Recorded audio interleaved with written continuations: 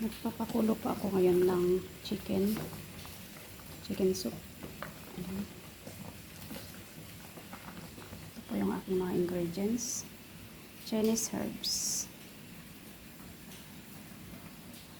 Ambot na po ang ating manok. Ihulog natin isa-isa. Isa-isa po natin ihulog.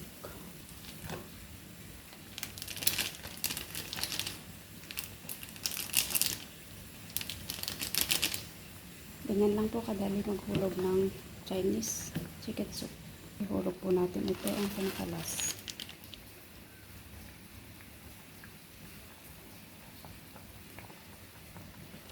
Ito po yung Chinese chicken soup. Ganyan lang po kadali. Ayan. Ayan din natin siya ng chicken stock. Kaunting salt. Ito na po yung ating sabaw. Yung ating chicken soup.